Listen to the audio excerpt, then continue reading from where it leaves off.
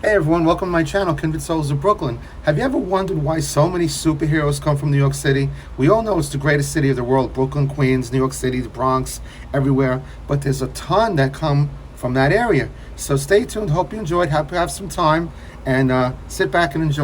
So if you're not sure who Stan Lee is the guy that you'd see in most of the cameos at during the Marvel movies, doing crazy things, coming in for a brief moment, kind of doing like an Alfred Hitchcock type of thing. But Stan Lee was the writer, creator, and idea man behind a lot of the Marvel stories.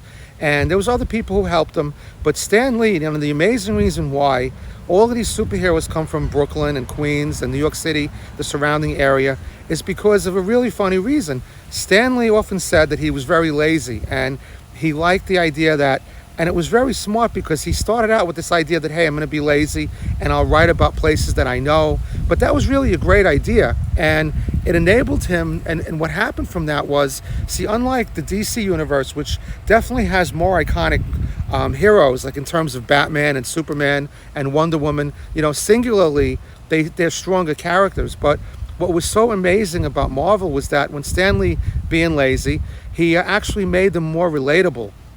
One of the problems of the DC universe is that, if you think about it, Batman lives in Gotham City. So where was Gotham City in DC lore? It was basically pretty much Weehawken, New Jersey, around that area.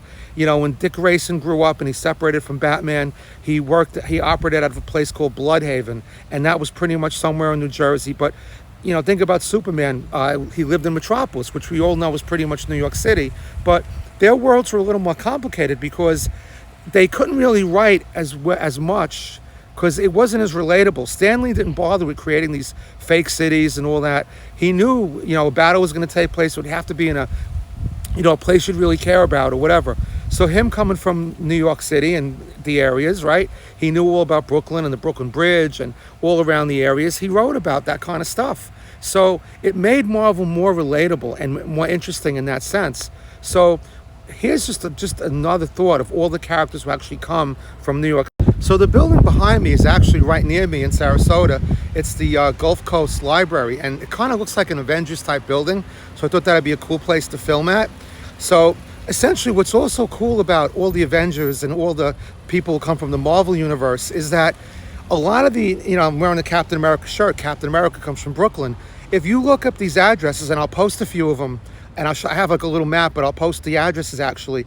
All of these places are places you could go to. Now you think about it, Captain America comes from Brooklyn, and you can actually go to that address. You think about Doctor Strange, he comes from Soho, and you can go to that address.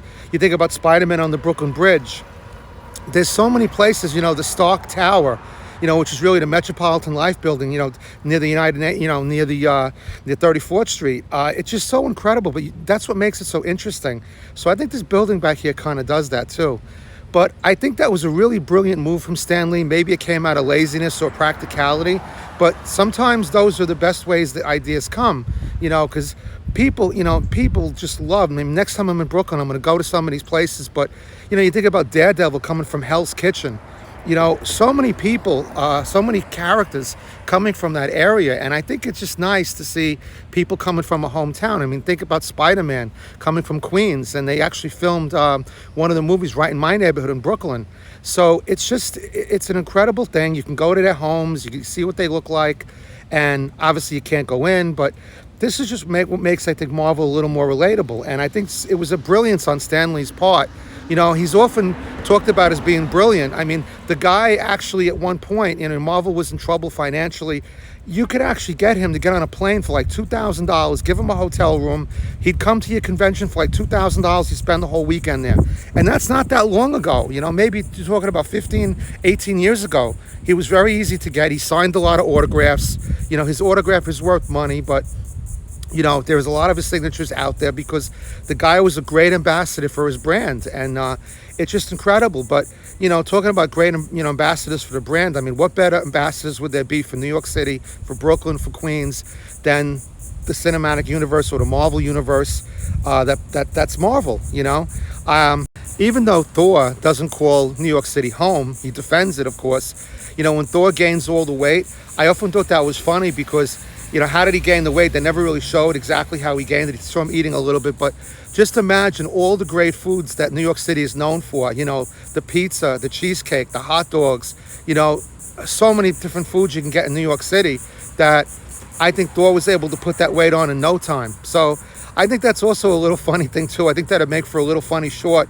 I'd love to see, kind of a throwback retro thing with Thor gaining the weight, just going around to all the food carts in New York City and what they call the umbrella steaks. It's the hot dog stands and all the pizzerias and the bakeries. And I think that'd be really hysterical. And maybe they'd name a couple of things after him or something. But yeah, so, the next time you guys are in Brooklyn or Queens or New York City, there's so many things to do. I mean, going to see the Captain America statue in Industry City, which I've done, which is where I got this shirt from. When I worked with Disney, it was just, they did the dedication in Prospect Park, and now the statue actually resides in Industry City in Sunset Park.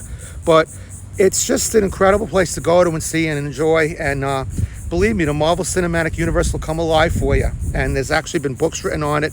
Like I said, I'll put that little map up there, and hope you enjoy it. And it's just an amazing situation. It's hard to imagine a world without superheroes. I mean, they're pretty much everywhere you look, every product, every place. And it's just incredible. I mean, years ago you had all the Greek gods and different things, and maybe these are our versions of the Greek gods, Maybe that's it. That's why they're so alluring. So, if you've never been to New York City or Brooklyn or Queens, I highly recommend it. So much history there, superhero history, Marvel history, that it's definitely worth it. Look up all the addresses. I think you have a really great time. So I'd like to thank you for joining me. My favorite character, of course, in the Marvel Universe is Captain America, as you saw by my shirt. So I'm going to end this video with a nice Captain America tribute. And if it's your first time watching my channel, please subscribe and welcome. And if you're coming back, I appreciate your coming back to see my video. So with no further ado, let's end on a nice Captain America tribute. You got heart, kid. Where you from? Queens. Brooklyn.